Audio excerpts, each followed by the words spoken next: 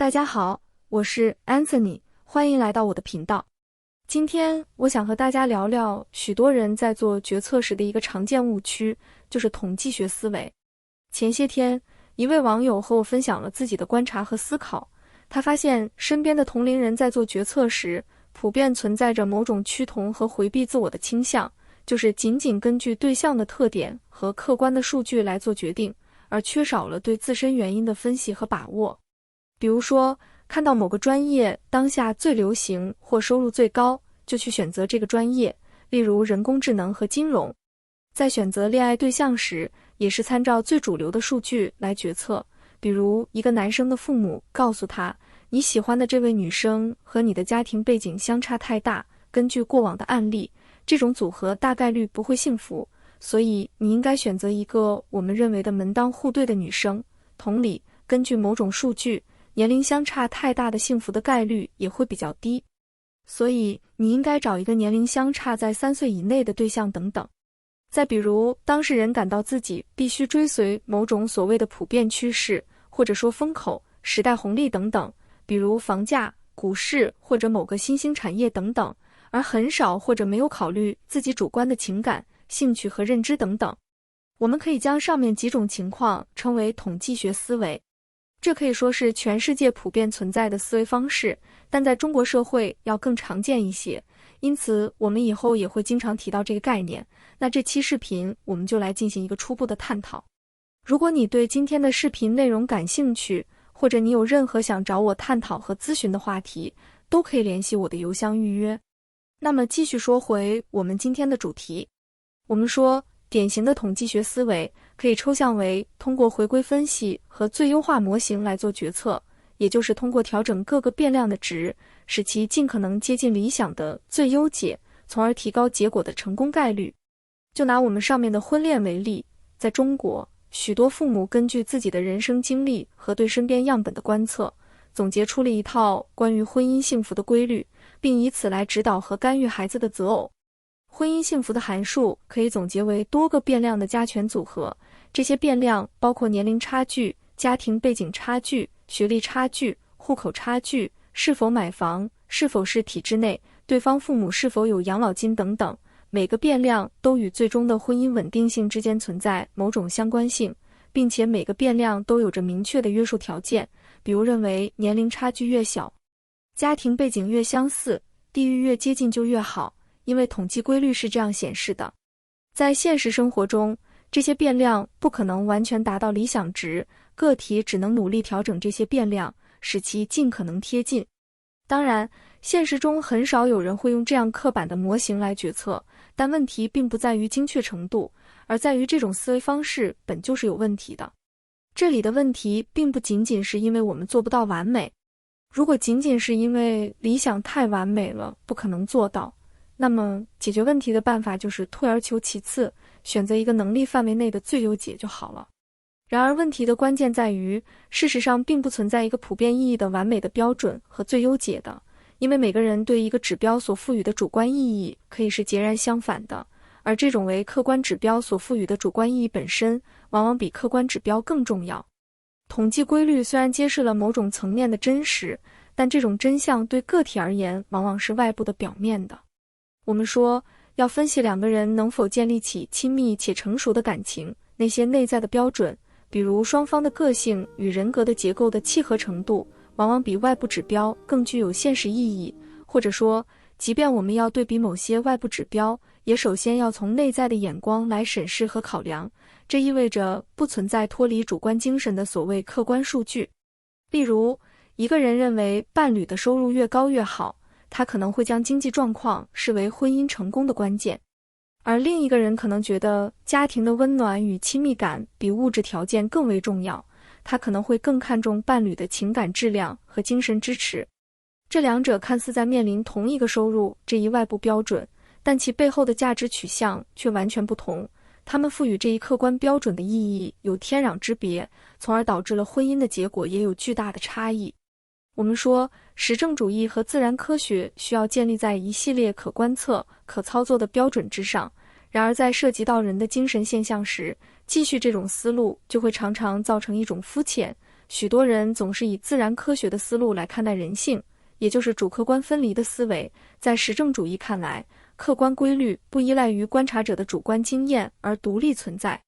并可以通过实验验证。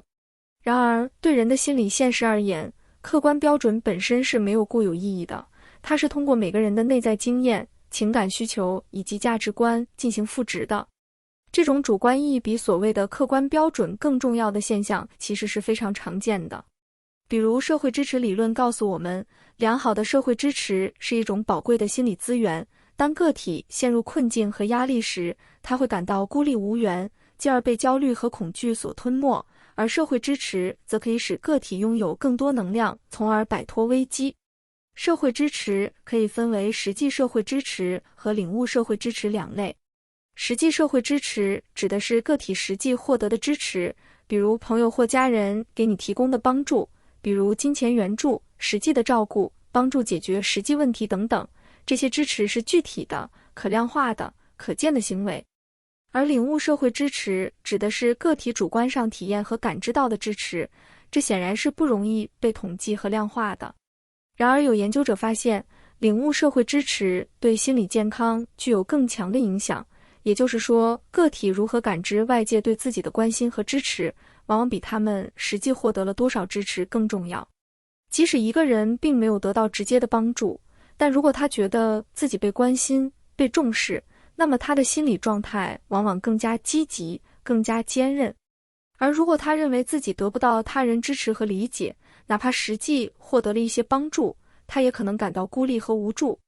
比如，一个孩子遇到了某个困难，父母直接帮他解决了这个问题，比如提供了资源或者代替他做决策；另一个孩子则是在父母的鼓励和支持下，自己想办法解决。结果，第一个孩子虽然获得了更多的实际社会支持，但他仍然感到无力和不自信，而第二个孩子则感到自己时刻是处在情感上被接纳和支持的状态下的。或许他的父母没有能力为他提供太多实际的支持，但他的控制感和自我效能感会更好。这就可以解释为什么有些孩子拿了父母那么多的资源、帮助、扶持，但自信心和心理的韧性反而比较差。有些人会猜想，是不是因为条件太优越了，他们才会不努力？答案当然不是。实际上，这些孩子所获得的支持大多是外在的，在真正重要的精神支持上，他们恰好是相当匮乏和贫困的。因此，我们说许多外部指标呈现的所谓客观性，往往剔除了个体所赋予的深层意义和情感共鸣。这些外部数据仅仅是冷冰冰的数字和标准，而背后的真相是因人而异的。再比如选择学校或者职业也是如此，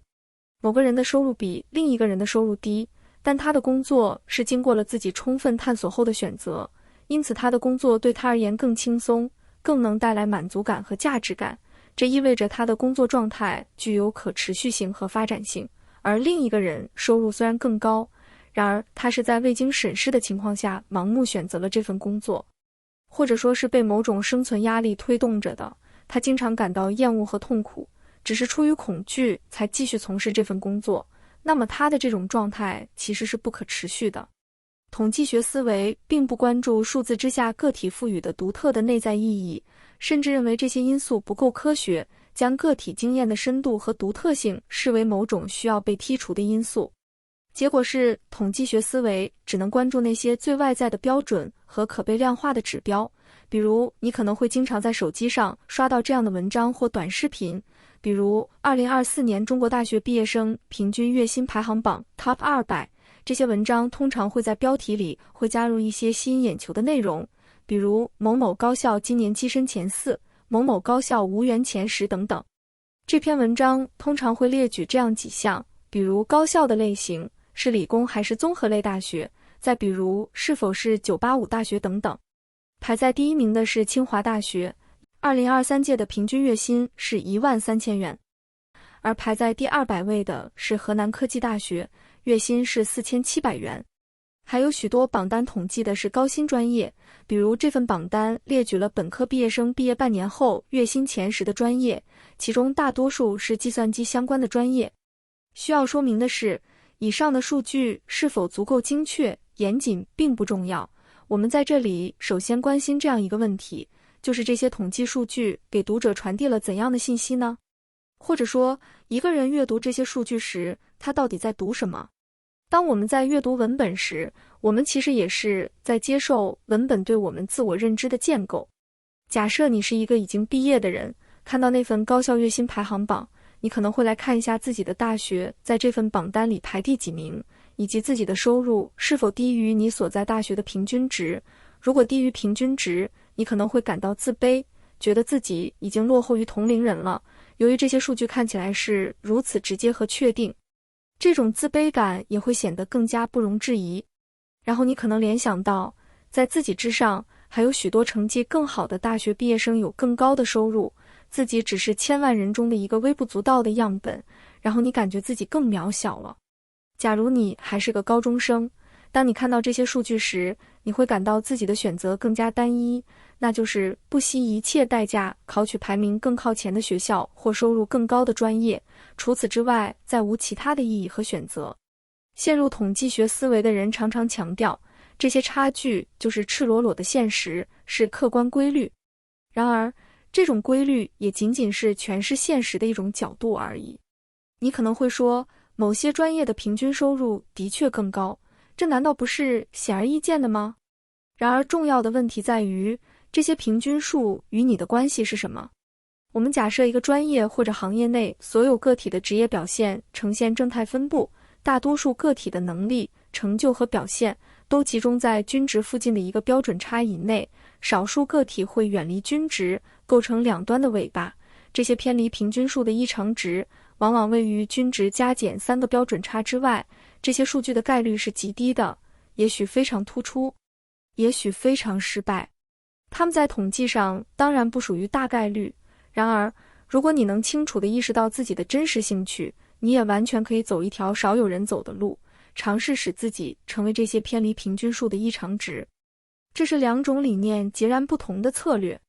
许多人采取的策略是，我要加入一个平均值更高的群体，争取成为这个群体中大多数，只要保持不掉队就可以了。既然如此，那么我只需要考虑和对比外部指标就好了，比如哪个群体的平均收入更高，我不需要思考我喜欢什么，适合什么。而另一种策略，则是更多的考虑如何最大化地发挥自己的潜力，挖掘自己的独特性，然后再去寻找属于自己的细分市场和群体。显然，第一种策略更容易导致个体的趋同和重复性，而第二种策略则会倾向于鼓励你成为那个异常值，也就是更加独特的、非规律性的存在。第一种策略看起来很理性，但却是建立在一个未经验证的预设之上，那就是预设了自己是一个无任何倾向和潜力、无任何特殊性的如同白板一样的普通人。只有这样的人才是不需要考虑任何内在因素的。但这样的人真的存在吗？普通人这个假设其实也并非天然的，而在很大程度上是自我预言、自我实现的。也就是说，如果你不去挖掘自己、觉察自己，那么你的人生的确就会显得没有特殊性和独特性。而如果你开始挖掘自己，学会拥抱自己的情感，那么你也就一定能发现自己不可被还原为数据的部分。虽然我们这个频道经常说，许多人由于缺乏反思，过着千篇一律的人生。然而，当我们尝试去了解一个人的内心世界，了解他的生命史和情感体验，了解到一定的深度后，我们都必定能够发现人的不可被规律化的一面。起初，你可能会通过一些外部的标签来把握自己，比如我是一个80后，我是一个大学毕业生，像我这样的在这座城市有50万人。然而，当我深入到我生命史的细节和逻辑，也就是人类学所说的后描 description， 我会发现自己的许多情感体验是无法被轻易归类和统计的，也是无法被量化、被预测和被还原的。这些情感与个体的成长轨迹、生命中的关键时刻紧密相关。当你开始反思这些情感，你会逐渐发现自己与他人不同的内在动机。你会发现，这些情感背后隐藏的是你与他人之间、你与自己之间的深刻联系。正是这些独特的情感经历，成就了今天的你。这个话题以后我们再慢慢讨论吧。今天的视频就先到这里。最后再说一下，如果你有任何的困惑和问题想和我交流，直接联系我的邮箱就好。比如你希望和我讨论某篇文章、某段话、某个视频、某种社会现象，或者你的日记，都可以提前把相关的文本发给我，我会在正式交流之前读完。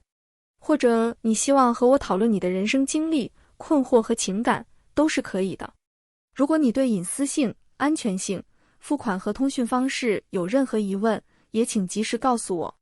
如果你无法付费或无法加入会员，也请联系我，我会提供其他方式。